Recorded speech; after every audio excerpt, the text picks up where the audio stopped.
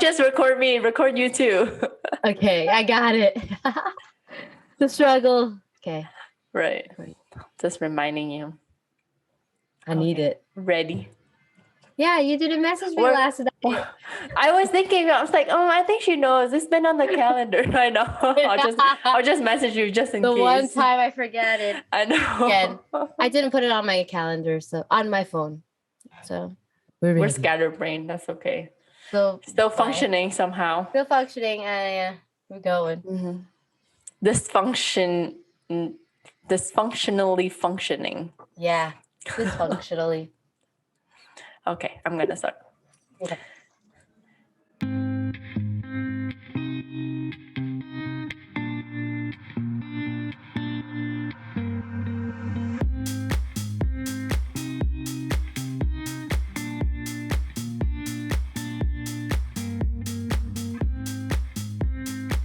Hello, I'm Lynn. I'm Giselle. We are Sonographers in the cities. Welcome back to another episode as we continue to answer your questions. And for those who are new here, welcome. Thank you for tuning in. And for those that we have answered your questions, we hope that our answers have been helpful to you and as well as to you who have been following this Q&A series. Oh my God, I'm so sorry. That was my ringtone. That's okay. That's you need to answer it? No. Okay. It's my mom, but that's fine. Oh no, hi mom. Let me continue. Yeah. Sorry for the interruptions. These are amazing questions and great topics that we love to discuss. Yes, we've had so much fun. There's so many questions that you guys have, and we do love answering them. So thank you guys for tuning in and liking the videos, commenting, join the conversation in the comment section so that we could talk more about it. But this is for you guys. So thank you for supporting us. Yes. And before we get started, please don't forget to set your notifications and rate us 5 stars on Apple Podcasts. And if you're watching this on YouTube, don't forget to subscribe to Giselle's channel. She's almost at 9,000. Wow. And comment below on this video. That's so exciting. I can't believe we're almost to 9,000. Like, that's crazy. I was thinking about it a long time ago. People were asking for merch, and I told them that I wouldn't make any merch until 10,000. And then now that I have, it's like a close, almost maybe 1,000 more or so. When we get there, we can also make Sonographers in the cities merch. And I don't know, that would be kind of cool, right? I think that would be very cool. But what do you guys think? So let us know if you want Sonographers in the cities merch, because we are everywhere in the globe. Yeah, and I thought it was so cool to just think about that one episode where you said that we were like all over the world, and it would be cool to like have cities on the shirt, or I don't know, if you guys have any ideas, let us know. But I was thinking about it the other night, so that would be pretty cool to do. I think that would be really fun everywhere except South Africa. No, South Africa we got South America. Oh yeah, so we got South America.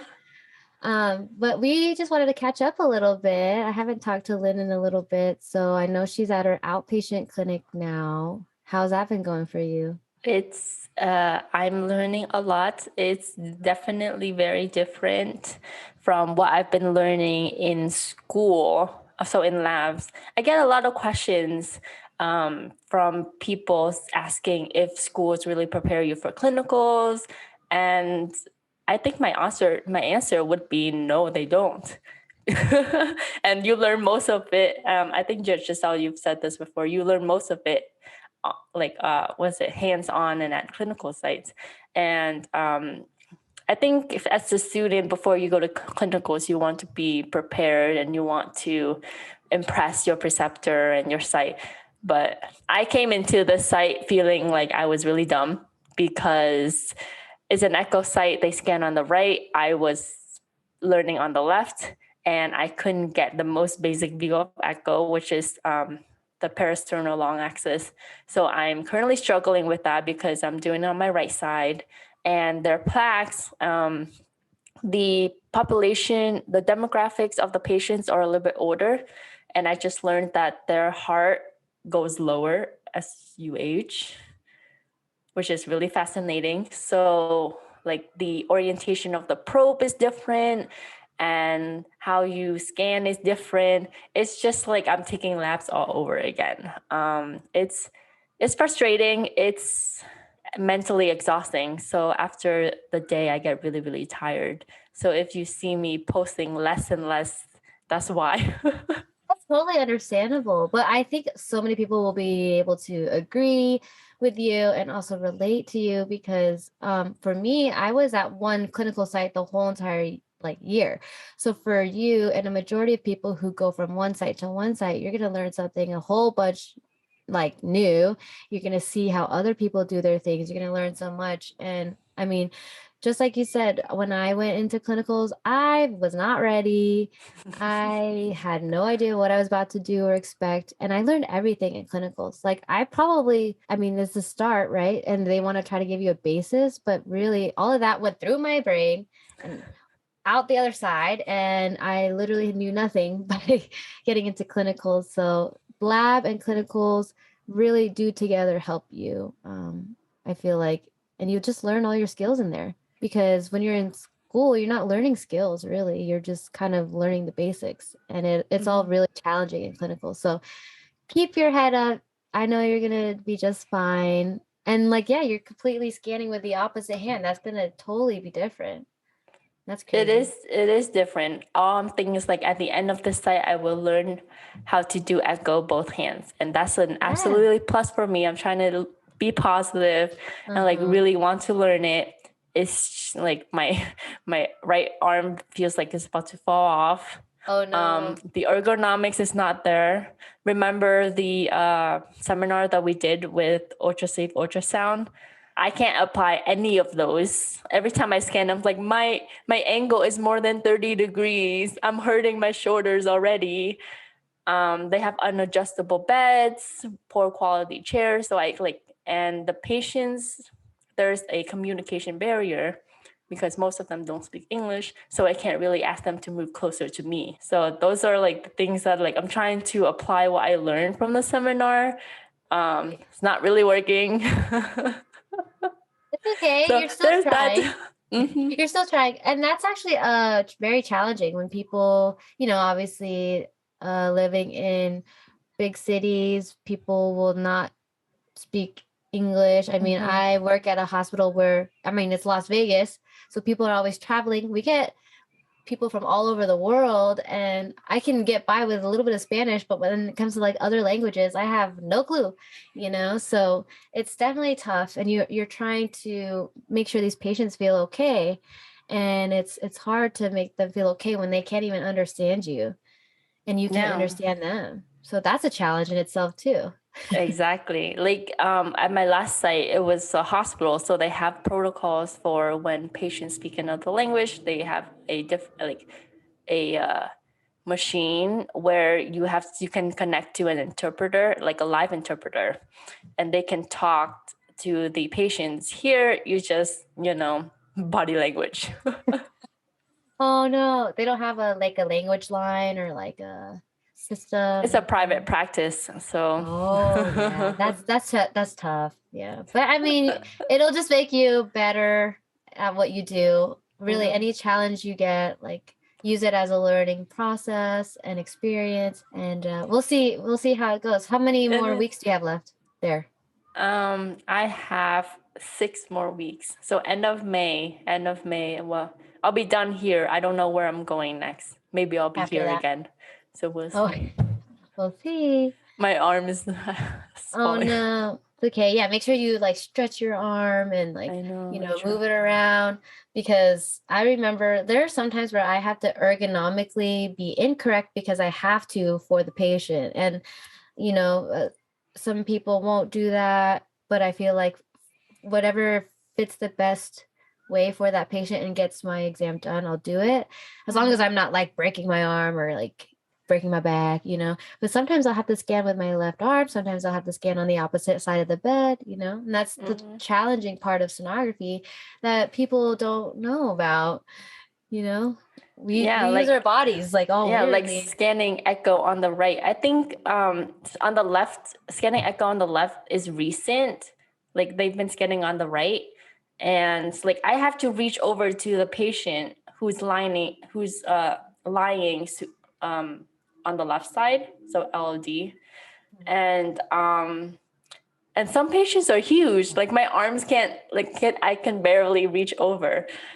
So everything is a struggle, a challenge, but at the end of the day, I'm learning a lot. Yeah. Oh yeah, that's good that you're learning. I love it because then later on it'll help you, and in interviews in the future too, you can also explain all this stuff you've been through. Yes. And it's really cool. Good job. Yes, it is. Yes. How has your week been? You've been traveling, and I see you Yes. were on classes. How is that going? I've just been trying to, I mean, life has been interesting. I can't believe March is almost done, first of all. And And we're in then spring. I know, and it's springtime. The weather has been up and down because it's getting hotter in Vegas. I was just in California and it was really cold at night. So my allergies are really bad right now. And I've been taking Claritin and Benadryl. So at work, I was like so tired. Like I don't even know how I got through work because I took a Benadryl before I went to bed, and I woke up, I was so groggy. But I made it through somehow, and work has been pretty good. Nothing to complain about work right now, which is pretty good and rare, I think. But I went to California, enjoyed time with my nephew and my family because they are from Canada, so they came out to visit. And then I did push school a little bit. Like I took a break from that for about a week, and then I just jumped right in. I turned in 2 papers. I stayed at the library, studied really hard for a few hours, and now I'm trying to catch up to take an exam, and I don't know when I'm going to take that. So I like the program because you can pretty much do it on your own time. Yeah, You have full autonomy. Like I literally went to Disneyland 2 weeks in a row not in a row, but 2 weeks out of this month. And I'm still on track for finishing that class. So yeah, it's definitely nice. It's data-driven decision making. So it's making decisions off of like analytics and statistics, which is interesting. That's very interesting because I'm taking a quality management class, healthcare quality management course, and what you just said is what we were quizzed on last week. Oh, okay. Like knowledge-based decision making and all that stuff. Yeah. So like my paper was pretty much me comparing statistics between New Mexico and Nevada. The hospitalizations. I can't talk today. Hospitalizations. Me neither. And it was pretty cool actually. Like it's really interesting to like the program. What I like about the master's degree at WGU is like it gets you involved, and you're like having to think outside of the box and in real world problems and things like that. So I like that part of it. That's really cool. But yeah, I've just been busy. You've been busy. So if someone were to ask if you have work-life balance, just so I think you do. Oh yeah, I try, and a lot of people ask me how I do it. I really don't know. Yeah, I don't know how you do it either. I just try to I'm supposed to have a good organizational manner with like putting dates and stuff in my calendars and things like that. But for those of you who don't know, I forgot to put today's podcast recording in my calendar. So I'm a little late, but it's okay. We're still here. We made it. Yes, we're still here and we're still doing it, Yeah. I like the structure, but also like we have flexible time and like some leeway. I like that. Yeah. And it's still a lot of fun, and we love doing this. It is. We like doing it. That's why we're doing it. Yeah. We're just fun. Squeezing time into our busy schedule.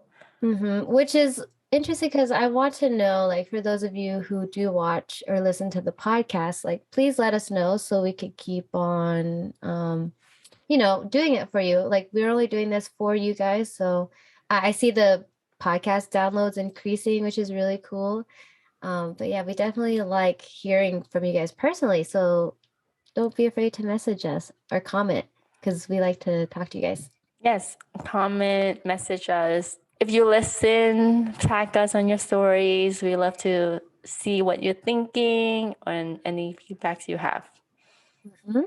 And I did a survey which asked like people who are listening or watching, like the people who are supporting us, where are you in your journeys? Majority of people are current sonography students. So yeah, definitely know that we're here for you guys and we're doing this so you guys kind of have a better feel of what you're going to expect later on. I mean, Lynn is still a student, but you're like almost done. You pretty much know what it's like I'm out sort there of now. checked out already. You already know what's happening. It's okay. You're just It's starting fine. too, It's normal. it's normal. But that leads to some of our questions that we wanted to talk about today. Yes. So we're going to kind of talk about patient care and patients a little bit. But before we go through that, what's the typical day at work? One of the questions was, what's a typical day at work and what are your job duties?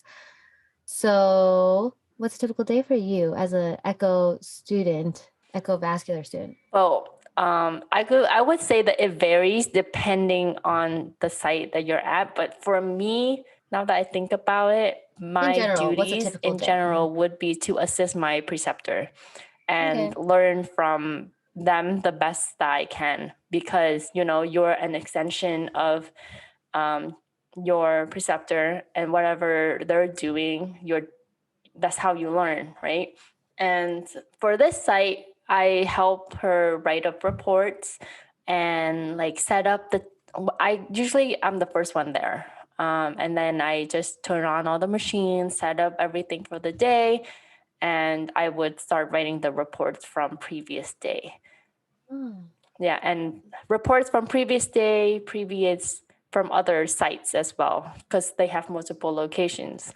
And then when there's a patient for echo or vascular, she would let me scan and then gives me feedback, or I would help her and this site is really, really busy. So what I would do, or she would have me do, is like scan this patient for the first study. These patients usually have double studies. So like a carotid and an echo, or a ABI and a lower extremity arterial study. And she would have me do one study and then jump onto another patient because it's so busy. And then yeah, it's like back and forth. So I felt like I was like an assistant sonographer with her, even though I'm a student. But that's basically what it is. It's just either scanning or writing reports. Oh, and I Okay. do EKGs now too. Oh, that's So cool. so I help the medical assistant with EKGs. Okay. Yeah, so now this is what your typical day is and your typical job duties here at this outpatient place. Yes. So, in comparison to the hospital, what did you do there?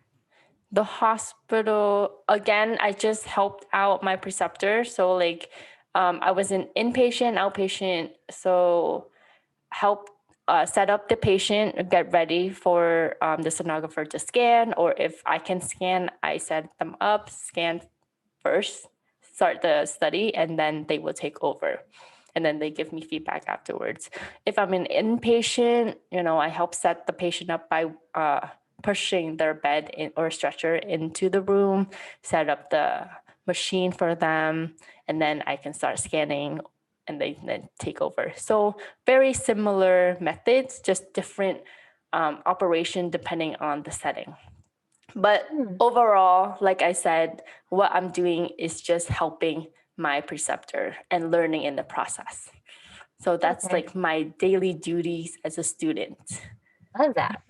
Yeah. There you go. And a lot of people are probably curious, like what you do in clinicals and things like that. So that's a good like intro to that. Um, Yes. for me, as already being a sonographer, that would be very helpful to have a little assistant with me if I had a student. But you're giving them a great deal of like, you're taking a lot of load off of them as well by you doing that. So imagine you guys, when you're an actual sonographer, you're doing all that by yourself, and it's more than just scanning. Typical day at work, I just come in, I check the schedule, I see how many patients are on the schedule, who needs to be done, if there's a stat, if there's a routine, if someone's doing the stats, because I work in a big hospital.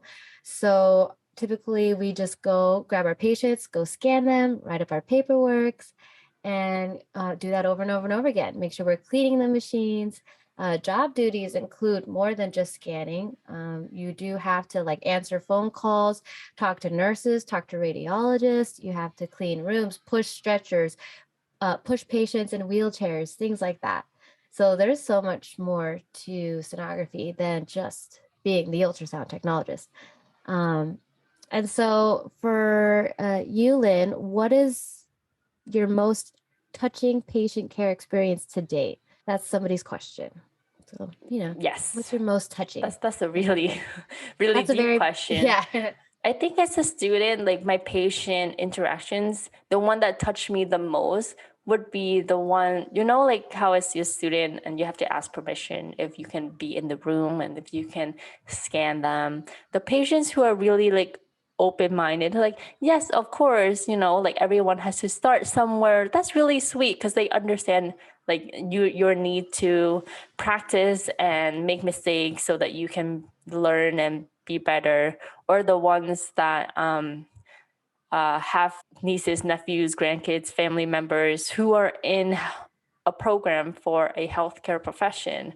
And I'm like, oh yeah, my grandkids are in this program and they're doing the same thing. So I'm just seeing you as my grandkids. I'm like, oh, okay, that's so sweet. Like that's really Yeah. touching. And they're just like, they just lie there and let you scan. So Yeah. those are like the patients that really touch me as a student because they allow me to practice on them so that I can be better. Yeah. What about Oh, you? that's nice. Yeah, it's actually kind of similar to that. For I can't say like I cannot pinpoint like one specific Mm-hmm. moment or one specific patient, but when I do think about that, or patients who like, touch me personally, it's like when they thank me for what I do for them, because people don't really typically do that. And so I've had a few patients and interactions where they're like, oh my gosh, thank you so much. Like you seem like you love what you do, or like I usually like to conversate with my patients. Mm-hmm. And so that makes them feel more comfortable by just talking to them. And a lot of times I teach them something too. Like I talk to them about things that they're questioning. If it's about their veins or vascular, I ask them, do you lift your legs up while you're laying down or while you're sitting down? Oh no. Oh well, let me explain to you why that is. And so that helps me solidify what I know about vascular and helping someone personally. And a lot of the times they're like, thank you so much, or I didn't know that, or they compliment me saying like, you're really good at your job, or you're good at what you do. Like those little things like really do make a big difference in sonographers day. So somebody asked us, do you have a preferred patient etiquette? And or what can we do as a patient to help you as a sonographer? So this question kind of leads into this third question, which I thought was really nice for someone to ask us, like, Definitely. hey, what should we do as a patient for you? And so thinking about that, it's like as a patient, if you go into it knowing we're doing our best for you, um, and just acknowledge that we're really trying and for you. Like that's why we're in this field, I think. I honestly I know the patients are in a lot of pain, or and they're scared and they're worried about what they're doing. So typically our day, sometimes we tend to forget these are human beings. And we're all human beings just trying to get through life and getting through this day. So I think that if you're a patient, just know that your sonographer is trying their best to get through that exam, and talk to them. I think we should not be afraid to talk to them. So you know how like you had the conversation with your patients, like, oh, like I'm a student, we all got and we all have to learn somewhere. Thank you so much for letting me scan you. Like that can lead into a conversation, and I think that makes everything better and more comfortable for everybody. So yeah, Yeah, I definitely, totally agree. I think it's so nice when they talk to me and they're like, thank you so much. I'm like, oh my gosh, thank you. Like, like it's just I think being human and being in the medical field should go hand in hand together. So I don't know. That I just I totally love when people agree. talk to Like me. a lot of patients, I think that question, were patient etiquettes could like kind of turn into like what to expect on your first ultrasound exam or what to expect for your, specific type of ultrasound exam. And, some patients, they don't say that it's their first time. I usually ask, like, have you gotten this exam before? Or like, if you have, then I don't have to tell you like what I'm gonna do. But if you haven't, then I tell you like I would do this and what they can expect. Usually I try just to have like to have a light conversation with them so that they're not having anxiety, Yeah. And it's scary, Even when I was going for my echo, my heart was beating super fast. Really? Like, sorry guys, I'm nervous. I do this for a living. I bet they can see it on the screen. Probably, yeah. You can tell when someone's heart's beating really fast, huh? Yes, you can. Because like in labs, when we first scanned echoes, my instructor was like, "Your heart is beating really slow. Are you okay?" I was like, "Oh, I don't know. I think that's normal." It's like, I think it's sufficient if it beats slow. Or you're like, I'm just relaxing, Yeah. My heart scan. And those patients who, when you said that the patients that thank you after the exams and stuff, the ones are the ones, oh my God, I can't make words right now. The ones that touch me along with letting me scan them is like them saying, "Good luck on your program. I think you'll do great." And I was like, "Oh, thank you." That's so nice. Yeah, they are so sweet. Oh, but not all patients are like that. Yeah. So that's why the patients who are like really kind and sweet like stands out to you. Yeah, it really does. And it makes your day, right? Because you're going through such a hard day and a hard time. So when your patient acknowledges that you are actually like doing something, it reminds you and you're like, oh gosh, yeah, I'm doing something. I'm doing something bigger than myself here, because the field, you get burnt out so quickly, so easily, that you just tend to forget. And so when you get that patient that thanks you or is excited for you as a student, that really does change, I think, the setting and the atmosphere. Yeah. So be nice. I think be kind to one another. I say that at the end of all my videos. It takes a lot of energy to be negative, just be I don't know, be kind to one another.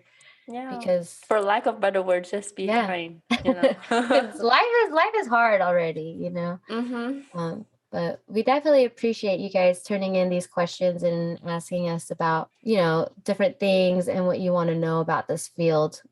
It's a lot of fun to talk about. It is a lot. And the fact that your questions give us different insights in different aspects of sonography. Like this is a patient's aspect, or what we see patients and how patients can see us. It's just like really amazing questions.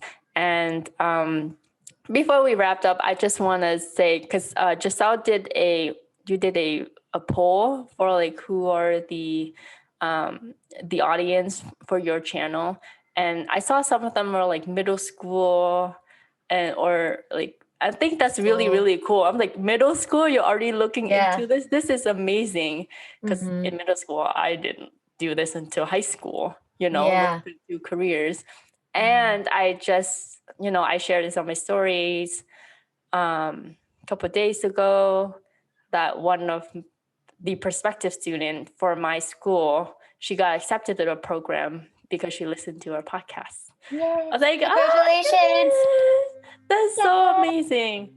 Yes. So I hope that we not only help her, but we help you as well in your journey to sonography.